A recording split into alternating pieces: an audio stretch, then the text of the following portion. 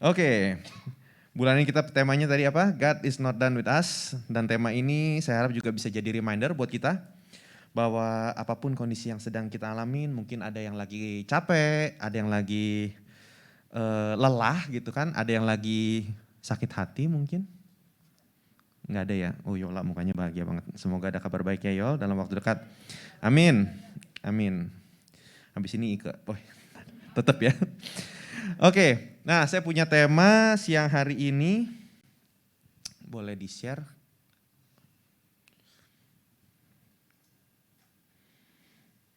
Oke, temanya andai kita tahu, oke? Mungkin teman-teman yang penasaran, andai kita tahu kita mau bahas apa siang ini?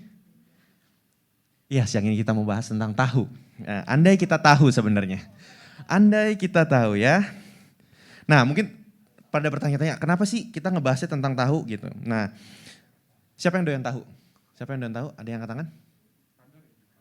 Tahu? Oh, doyan ya, doyan ya. Oke, bentar. Oh, tahu garing enak, nanti kita bahas.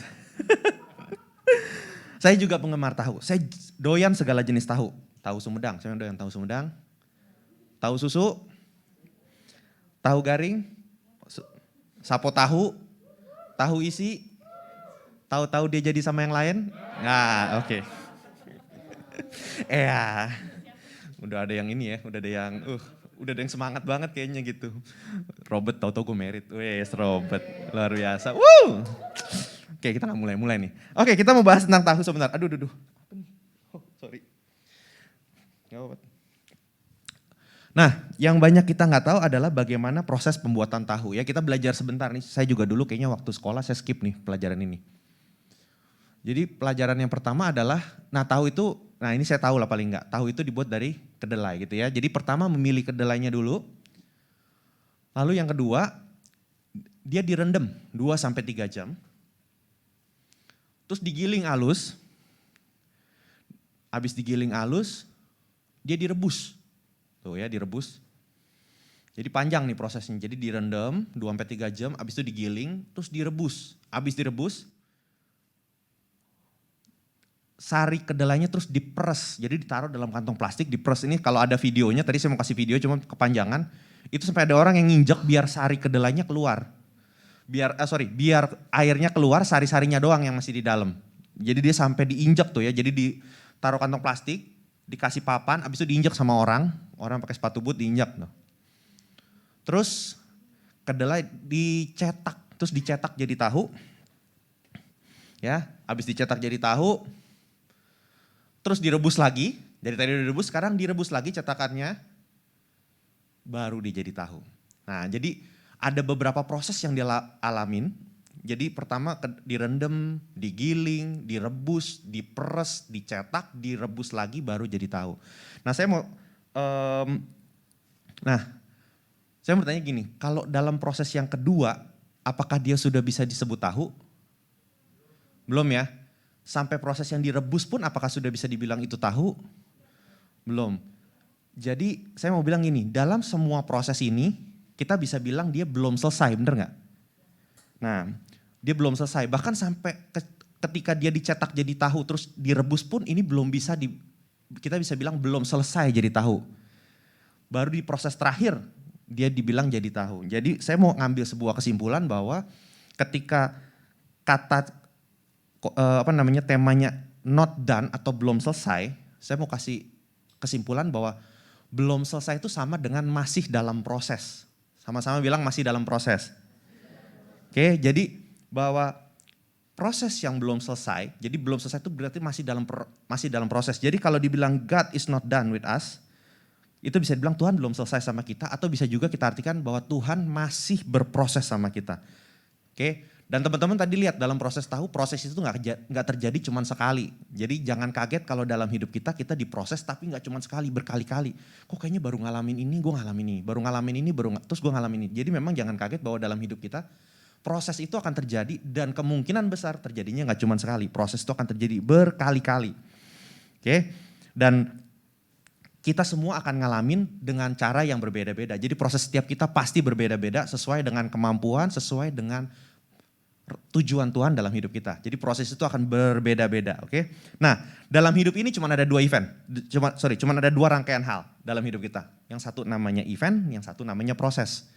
Saya kasih contoh gini. Saya ulang ya, dalam hidup ini cuma ada 2 rangkaian hal. Yang satu event, yang satu proses. Hari kita lahir, itu event. Hari kita bertobat, itu event. Yang terjadi antara kita lahir sampai kita bertobat, itu namanya proses. Oke? Hari teman-teman diterima kerja, itu event. Hari teman diangkat jadi manajer, itu event. Yang terjadi diantaranya, itu namanya proses.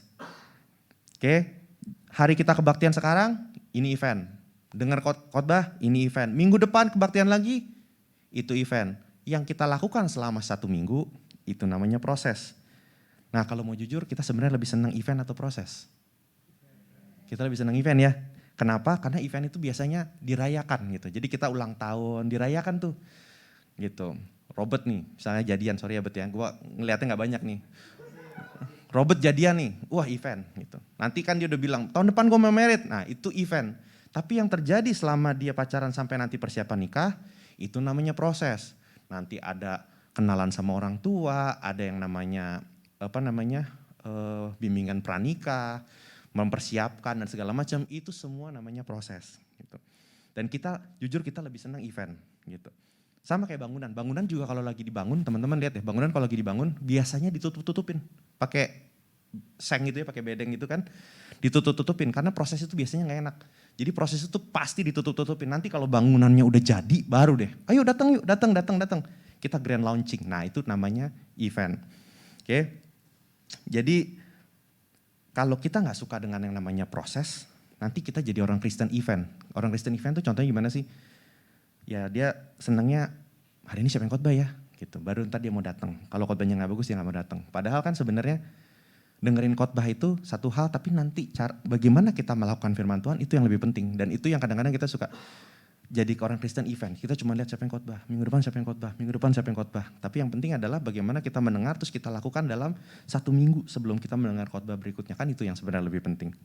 Terus apalagi orang Kristen event? Orang Kristen event tuh senangnya gini, wah enak ya jadi dia sukses, enak ya jadi dia sukses gitu. Tapi kalau orang Kristen proses, kita tahu, aku pengen tahu deh untuk dia jadi sampai kayak gitu, proses apa sih yang dia lewatin?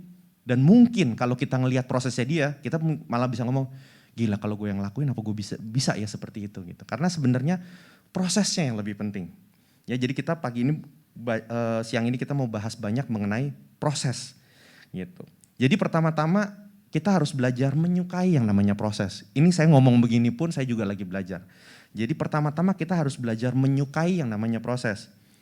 Nah gimana sih apa sih yang mesti kita lakukan untuk kita menyukai yang namanya proses? Nggak ada cara lain, kita mesti rubah cara kita memandang terhadap proses tersebut. Saya ulangin ya, kita mesti ngerubah cara pandang kita untuk melihat proses tersebut. Karena cara pandang kita terhadap masalah atau proses, saya bilangnya masalah ya, akan menentukan respon kita terhadap masalah atau proses tersebut. Nah, saya kasih sebuah ilustrasi. Saya kasih sebuah ilustrasi gini, ada seorang ibu dia bawa anaknya ke dalam ke sebuah klinik. Kurang lebih anaknya umur 1 tahun.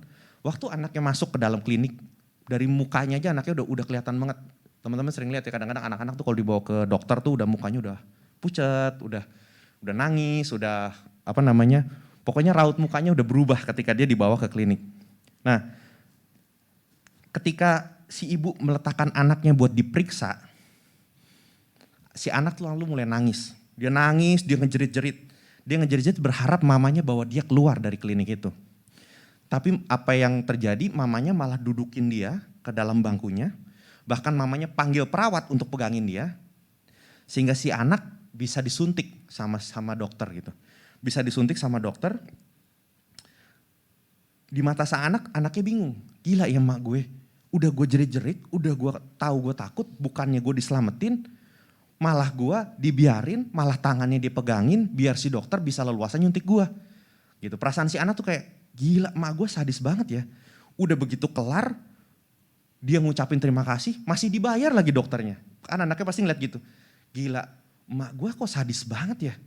Tapi kan sebenarnya yang terjadi di sini ada dua sudut pandang. Mamanya tahu bahwa itu tindakan yang diperlukan biar anaknya bisa sembuh, biar anaknya bisa sehat, biar anaknya bisa kuat gitu. Tapi di satu sisi si anak melihatnya lain, si anak melihatnya cuman sebatas yang dia tahu, cuman sebatas yang dia pikir, dia cuman berpikir apa yang dia lihat, apa yang dia rasakan saat itu. Nah saya juga berpikir kadang-kadang kita juga seperti itu. Kita cuman menilai sesuatu dari apa yang kita rasakan saat ini gitu. Jadi ketika kita ngalamin proses kita bilang kok begini banget ya gitu. Bahkan kadang-kadang udah orang ngejahatin gue, malah dia yang lebih diberkatin. Kan seolah-olah gitu, anak ini juga pasti berpikir gitu. Gila udah tuh dokter jahatin gue, dia yang dibayar lagi bukan gue katanya. Yang dibayar malah dokternya gitu. Nah itu kadang-kadang kita pun ngalamin hal yang sama. Ketika kita melihat sesuatu, kita melihat seperti cara anak ini ngelihat gitu. Anaknya ngelihatnya kayaknya semuanya kok jahat banget sama gue gitu. Padahal sebenarnya kita tahu bahwa cara pandang anak ini sebenarnya karena anak ini belum dewasa dan dia belum mengerti apa yang terjadi sebenarnya gitu. Nah yang ini saya mau share dua sudut pandang yang mungkin bisa membantu memotivasi buat teman-teman yang sekarang lagi ngalamin proses agar kita bisa tetap beriman bahwa Tuhan belum selesai sama kita. Ya, agar kita nggak menyerah dengan proses yang ada. Oke, yang pertama adalah sudut pandangnya. Oke, yang pertama adalah proses adalah preparation, proses adalah persiapan. Semua bilang persiapan. Oke, ini saya ambil dari Kejadian 45 ayat 5. Jadi ini cerita tentang Yusuf, kita nggak usah baca. Yusuf pernah bilang gini, tetapi sekarang janganlah bersusah hati dan janganlah menyesali diri karena kamu menjual aku ke sini sebab untuk memelihara kehidupanlah Allah menyuruh aku mendahului kamu. Jadi kalau teman-teman tahu ceritanya Yusuf, ini udah cerita udah umum banget lah ya. Yusuf itu berusia 17 tahun waktu dia dijual ke Mesir. Ingetin ya, umur 17 tahun ketika dia dijual ke Mesir. Terus dia masuk penjara sampai umur 28, berarti berapa lama tuh? 11 tahun ya. 11 tahun dia menjelaskan mimpi juru roti dan juru minuman raja di Mesir dalam penjara. Dan waktu dia menjelaskan mimpi itu pun dia gak langsung keluar saat itu. Jadi baru umur 30 dia keluar dan dia menjabat sebagai pejabat tinggi di Mesir. Itu berarti berapa lama? 17 ke 30? 13 tahun ya. 13 tahun, bayangin 13 tahun. Dan saat itu Yusuf belum mengerti loh. Belum mengerti kenapa dia mesti begitu. Dia mungkin cuma berpikir gue beruntung sekarang gue jadi pejabat tinggi di Mesir. Nah kalau teman-teman tahu ceritanya abis itu ada masa kelaparan 7 tahun. Masa kelaparan 7 tahun. Masa kemakmuran dulu ya 7 tahun. Baru abis itu kelaparan 7 tahun kemudian. Nah baru di umur 39, jadi 7 tahun berlalu masa kemakmuran tuh 7 tahun, terus 2 tahun masa kesukaran baru saudara-saudaranya datang ke dia. Baru di di slide yang tadi boleh ditampilin? Sekali lagi terima. Ya, berubah yang khotbah. Baru di ayat ini Yusuf bisa, jadi di ayat ini Yusuf umur 39. Seumur saya sekarang nih. Di umur segini baru Yusuf bisa ngomong jangan bersusah hati, janganlah menyesali diri. Dia ngomong sama saudara-saudaranya karena saudara-saudaranya dulu ngejahatin dia. Karena kamu menjual aku ke sini, dia bisa ngomong ini, sebab untuk memelihara kehidupanlah Allah menyuruh aku mendahului kamu. Jadi setelah 22 tahun Yusuf bisa ngomong, kamu gak usah berkecil hati, gak usah bersusah hati. Karena sebenarnya karena Tuhan kirim aku ke sini untuk memelihara kehidupan. Gitu. Jadi Tuhan izinkan proses terjadi, ternyata adalah sebuah persiapan. Tuhan izinkan terjadi bahwa proses ini terjadi sama Yusuf karena itu sebuah persiapan untuk menghadapi hal-hal yang kita belum tahu. Yang kalau kita gak dipersiapkan dari sekarang, kita gak akan siap di masa depan. Jadi kalau teman-teman sekarang lagi ngalamin proses, lagi ngalamin pembentukan Tuhan, ingat satu hal, kemungkinan besar ini persiapan. Ini persiapan untuk apa? Ya kita gak tahu sekarang. Mungkin nanti 10 tahun lagi, 5 tahun lagi kita baru bisa ngomong bahwa ini persiapan Tuhan. Ternyata Tuhan mempersiapkan aku untuk begini, Tuhan mempersiapkan aku untuk begini. Saya pun ngalamin beberapa kali. Dulu tahun berapa? 10 tahun yang lalu tuh saya udah bekerja di perusahaan yang sebelum yang sekarang. Itu saya join sama orang 10 tahun yang lalu. Dan habis itu kita memang waktu itu kita berpikir kita mau pisah gitu karena ada beberapa hal yang kita gak cocok, kita mau pisah. Nah waktu mau pisah tuh kita ngomong gini, ya udah sekarang pisahnya mau gimana? Kita yang ngalah. Akhirnya dia bilang gini, partner saya bilang gini, ya udah kamu keluar deh dari company yang sekarang, kamu bikin usaha aja sendiri. Jadi 10 tahun yang lalu tuh saya akhirnya pisah dan posisinya saya keluar dari perusahaan, saya nggak punya kerjaan tuh tahun 2012. Pisah 2012 ya saya waktu itu berpikir ya udah terpaksa saya mesti bikin usaha baru dari nol tahun 2012. Nah ternyata waktu itu mama saya dia lagi ke bank, dia ketemu sama temennya, dia ngobrol, gimana kerjaan anak-anak kamu gimana? Terus dia bilang gini, bantu dong anakku tuh baru begini-begini, dia lagi mau bikin perusahaan baru. Oh ya udah kalau gitu join aja sama anak gua gitu. Jadi dan anaknya itu kebetulan memang teman saya waktu kecil. Anak itu partner saya sekarang, itu teman saya dari kecil, tapi karena dia sekolah di luar negeri lama, kita nggak pernah ketemu. Akhirnya saat itu dia bilang ya udah dibantu kita. Dan itu yang mengagetkan gini, dalam saya ngejalanin usaha yang sekarang tuh butuh uangnya nggak sedikit. Jadi saya nggak bisa partneran sama sembarangan orang, saya butuh partner yang bisa mendukung saya dalam jumlah dana yang besar gitu, jumlah dana yang besar gitu kan. Terus dia dengan entengnya ngomong, oh nggak apa-apa, jumlah dana segitu saya ada. Gitu, saya kaget juga, ternyata ada gitu. Ya udah akhirnya 10 tahun yang lalu kita dirikan kantornya, teman-teman tahu beberapa, cuma beda 2 gang dari sini. Dan ternyata itu jalan sampai sekarang dan puji Tuhan kita baru ulang tahun yang ke-10 karena 2012 kan ini 2022 kita baru ulang tahun yang ke-10. Ya, saya bisa ngomong sekarang bahwa ternyata memang Tuhan tendang saat itu saya diizinkan untuk ditendang, untuk sekarang saya punya sendiri dengan keadaan yang lebih baik. Padahal waktu itu saya kan berpikir gini, enakan dia dong perusahaannya udah jadi lama, di perusahaan yang sebelum ini saya udah bangun sekitar 8 tahun. 8 tahun di situ saya bilang enak dong dia tinggal nerusin apa yang gue kerjain. Cuman ya udahlah kita milih untuk kita mulai dari baru gitu. Dan saya bisa bilang di kondisi kita yang sekarang, bahkan sekarang kita keadaan yang lebih baik dibanding perusahaan yang saya tinggal gitu. Saya di keadaan kondisi yang lebih baik dan mungkin kalau sekarang saya masih di situ, keadaannya tidak akan seenak sekarang gitu. Cuman saya baru bisa ngomong sekarang nih, setelah 10 tahun. Waktu awal pasti saya ngomong, gila enak banget lu ya. Lu nendang gua, ngambil kerjaan gua gitu. Dan sampai sekarang pun saya masih ngalamin, baru 2 minggu yang lalu saya kejadian, saya ditipu orang dengan jumlah uang yang sangat besar, boleh dibilang sangat besar lah. Saya baru ditipu uang, kena hack gitu kan, intinya itu juga sama, gila enak banget gue kerja capek-capek, hacker yang nikmatin uang gue gitu. Cuman ya udah saya belajar, mungkin ini proses Tuhan buat saya gitu. Prosesnya apa? Ya ntar aja lihat 10 tahun lagi, lihat 15 tahun lagi, lihat 20 tahun lagi, saya juga gak pernah tahu. Cuman kadang-kadang Tuhan izinkan kita ngalamin untuk kita kita sedang ngalamin yang namanya persiapan. Persiapan itu gak pernah kita bisa lihat sekarang, nanti beberapa tahun ke depan baru kita bisa lihat apa sih maksudnya Tuhan gitu.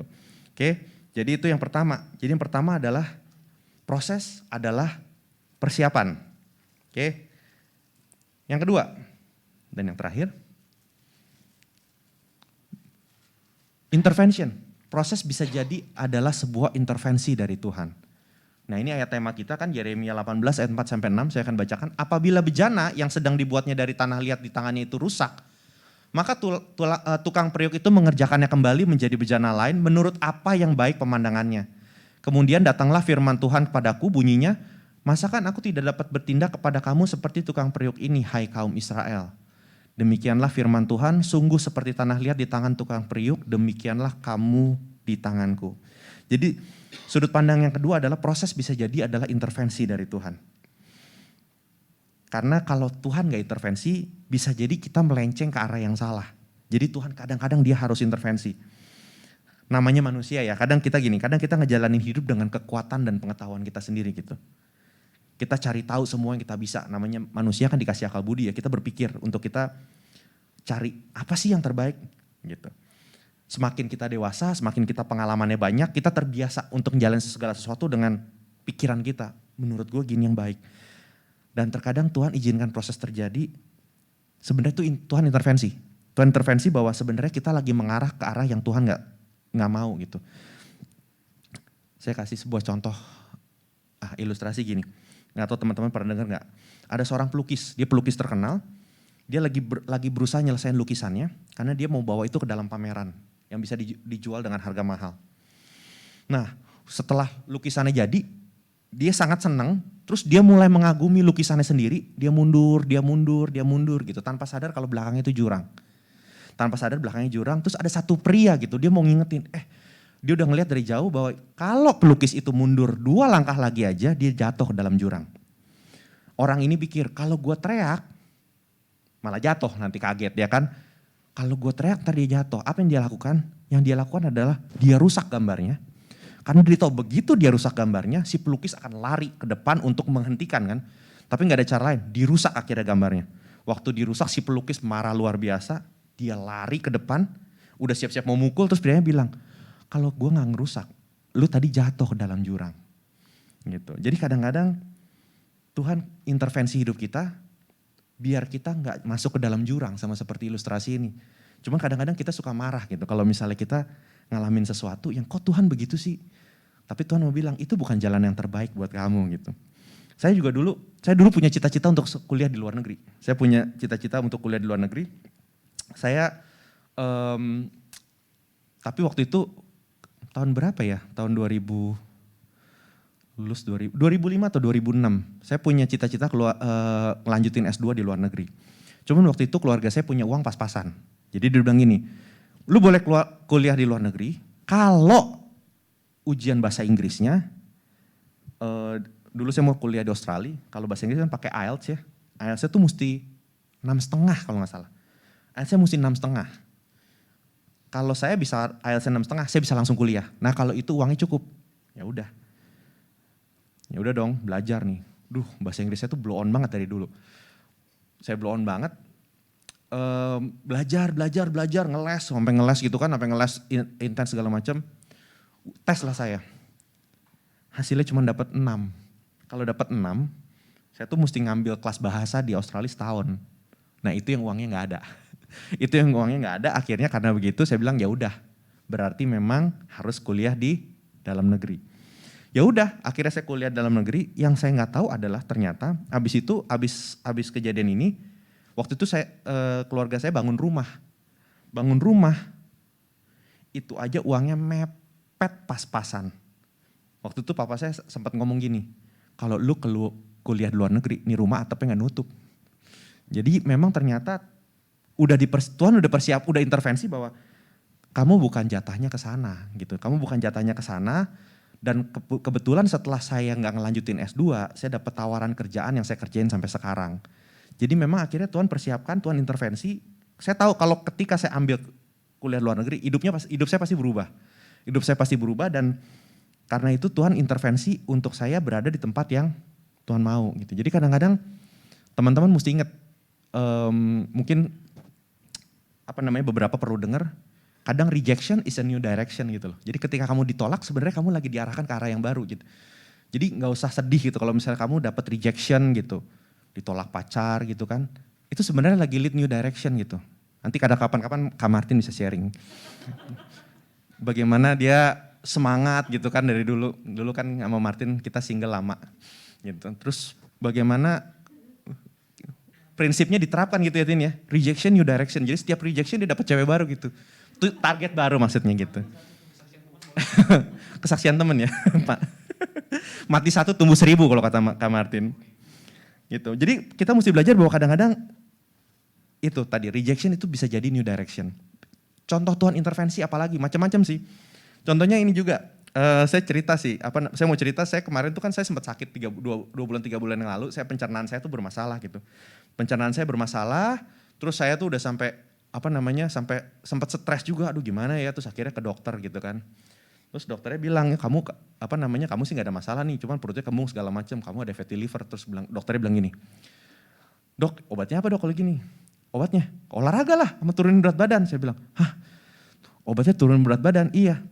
Mesti jalan pagi gitu dok? Iya. Berapa kali? Minimal dok seminggu. Minimal 5 kali. Saya bilang mateng lu 5 kali seminggu.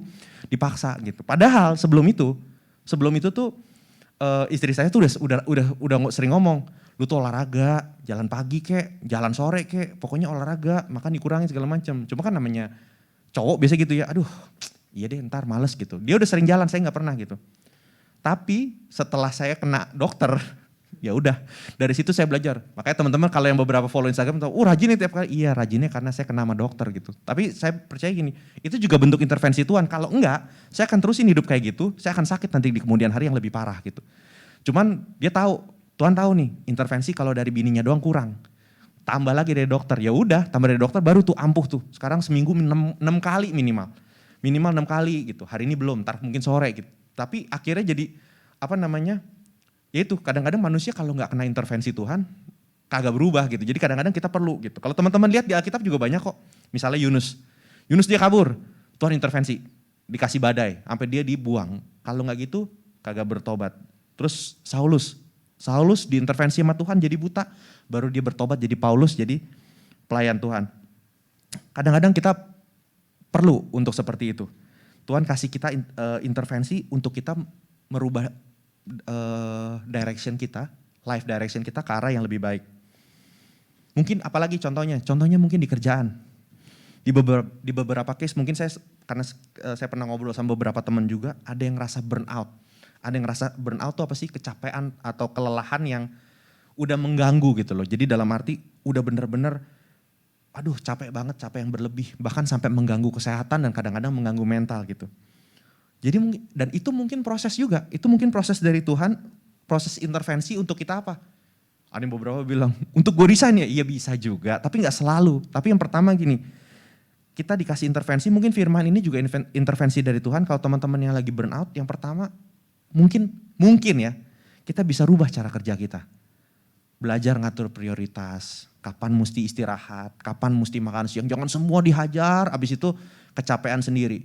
Tapi ini mungkin intervensi dari Tuhan untuk pengingat bahwa kamu juga perlu ngatur prioritas hidup kamu biar kamu kerjanya bener, cara kerjanya gak kayak sekarang. Terus intervensi dari Tuhan buat apa juga? Intervensi dari Tuhan buat merubah kita jadi orang yang gak enakan. Kita kan kadang kalau jadi orang gak enakan gitu ya, gak enak nih, ya udah kerjaan orang gue kerjain, yang ini gue kerjain, semua gue kerjain, orang nyuruh apa gue kerjain. Bahkan kita gak pernah bisa ngomong kalau kita lagi sakit, kita lagi ada urusan lain. Itu mungkin bentuk intervensi juga. Itu juga sama, saya alamin juga. Mungkin 3-4 tahun yang lalu saya juga begitu. Saya burn out di kerjaan. Saya juga suka sharing sama istri saya, kan saya bilang gue capek nih kayak gini. Nah istri saya ngomong, ya lu bagi dong kerjaan lu, tim lu kan banyak gini. Tapi pembelaan saya selalu gini, ya harusnya dia ngerti dong gue capek. Masa dia gak ngerti sih, bukannya bantuin segala macam. Lah kalau lu gak pernah ngomong, orang mana pernah tahu sih. Gitu. Dan saya gak biasa karena saya orang darah Jawa ya, darah Jawa tuh orangnya gak enakan gitu. Ya gak enak lah masa gue mesti ngomong, tapi ya udah belajar gitu, pelan-pelan ngomong gitu. Baru dari situ kita belajar untuk kita bisa delegasi, pekerjaan ini dikerjain ini, gak usah semua dikerjain sendiri. Jadi itu mungkin bentuk intervensi Tuhan. Kadang-kadang kita burn out itu juga bentuk intervensi bahwa kamu ada yang mesti dirubah dalam hidup kamu. Baru yang terakhir apalagi? Cara Tuhan untuk membuat kita mempertimbangkan juga benar, apakah lingkungan itu lingkungan yang tepat buat kita bekerja. Kadang juga kita bisa evaluasi, apakah ini lingkungan yang tepat? Apakah ini lingkungan yang toksik atau enggak sih buat gue sebenarnya? Nah teman-teman bisa nge-review, tapi kadang-kadang Tuhan harus lakuin intervensi dalam hidup kita untuk ngerubah arah. Kalau enggak, kita akan jalani hidup as it is saja, terus kita akhirnya kecapean tapi kita gak sadar kita sebenarnya udah burn out, kita udah kelelahan dan kita udah gak produktif. Akhirnya kita jalanin hidup kita udah gitu-gitu aja, ya udah asal gue kerja tidur, gajian habis, kerja tidur, gajian habis gitu. Tapi sebenarnya kan Tuhan pengen kasih lebih dalam hidup kita. Cuma kalau kita gak pernah punya waktu untuk merenungkan, ya kita gak akan pernah tahu gitu ya. Jadi ini 2 hal yang saya mau sharing bahwa masalah bisa terjadi dalam hidup kita. Yang pertama adalah bisa jadi itu persiapan, preparation. Yang kedua adalah intervention, bisa jadi itu intervensi Tuhan. Jadi kesimpulannya apa? Kesimpulan gini, apapun yang kamu alami, Tuhan belum selesai sama kita. Tuhan belum selesai sama kita, Tuhan masih berproses dalam hidup kita. Kita harus kenalin proses yang sedang kita alami. Bisa jadi ini preparation, bisa jadi juga ini intervensi.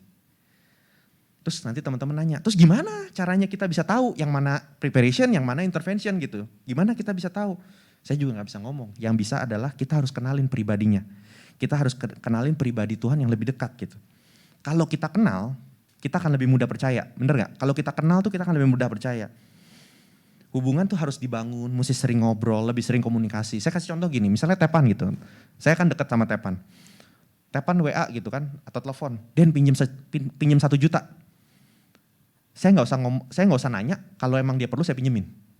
Tapi kalau misalnya kita orang nggak kenal gitu kan, pinjem 50.000 pun kita nanya, pinjem 50.000 buat apa lu? Bener nggak? Tapi kalau kita kenal, kita biasa lebih bisa percaya gitu.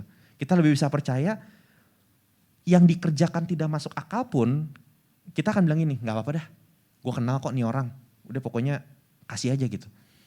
Bener nggak? Sama seperti Tuhan, kalau kita kenal sama pribadinya Tuhan, Tuhan ngelakuin apa dalam hidup kita, kita percaya bahwa Tuhan punya maksud yang baik. Cuman emang butuh proses. Ini saya ngomong gini juga, saya sama istri lagi banyak pergumulan. Mungkin 2-3 bulan terakhir tuh, kalau nangis mau udah sering banget gitu. Cuman di waktu-waktu tersebut kita masih kita pakai banyak waktu untuk kita berdoa, kita nyembah Tuhan gitu. Kita bilang, kita bukan untuk minta masalahnya diselesaikan sih. Cuman maksudnya dalam arti gini, kita berdoa biar kita ngerti maksud Tuhan apa sih sebenarnya dalam hidup kita. Tuhan maksudnya apa sih? Dalam hidup kita Tuhan mau ngajarin apa gitu. Itu yang kita perlu tahu. Kalau kita tahu, akhirnya kita bisa berserah secara penuh. Karena tugas kita cuma satu, kita cuma percaya. Oke? Jadi boleh tayangin slide-nya. Mungkin yang terakhir. Nah, ini kesimpulan itu kan. Ada tepan gak tuh? Kata. Ya, jadi ini kesimpulannya bahwa kita sebenarnya harus percaya gitu. Kenapa saya ambil ilustrasi? Kenapa saya ambil perumpamannya tahu? Kenapa saya ngambil perumpamaan tahu? Karena tahu kita udah tutup. Enggak ada. Kenapa saya ngambil perumpamaan tahu? Karena gini, saya waktu merenung juga saya ketawa-tawa sendiri gitu. Mungkin kita perlu belajar jadi seperti tahu. Kenapa? Ngalamin begitu banyak proses, tapi at the end produk apapun yang dihasilkan, dia bisa menjaga dalamnya tetap lembut, tapi bisa dinikmatin banyak orang. Bener gak? Gila, saya jadi pengen makan tahu abis ini. Ada di belakangnya. Jadi saya ulangin ya. Jadi belajar, saya juga waktu merenung saya ketawa-tawa sendiri, gila. Bisa juga ya, kita harus belajar dari makanan, sebuah makanan itu tahu, yaitu dalamnya kita tetap lembut dalam ngalamin berbagai prosesnya Tuhan. Dia bisa ngasilin tetap terakhirnya dalamnya lembut, tapi benar-benar luarnya bisa dinikmatin sama banyak orang. Gitu. Jadi saya berdoa juga buat teman-teman pada siang hari ini, mungkin proses Tuhan belum selesai dan banyak ngalamin dan banyak sekali pengalaman-pengalaman yang setelah kita ngalamin sesuatu yang gak enak, hati kita jadi keras gitu. Kita jadi keras, kita jadi malas. Kita jadi malas doa, kita jadi malas kebaktian, kita jadi malas melayani. Padahal sebenarnya apa yang kita alamin itu belum selesai, masih dalam proses gitu. Makanya saya pikir firman Tuhan bulan ini sangat cocok bahwa mari kita ambil cara pandang yang benar bahwa ini belum selesai dan masih proses dan Tuhan akan sediakan yang baik asal kita tetap percaya. Oke?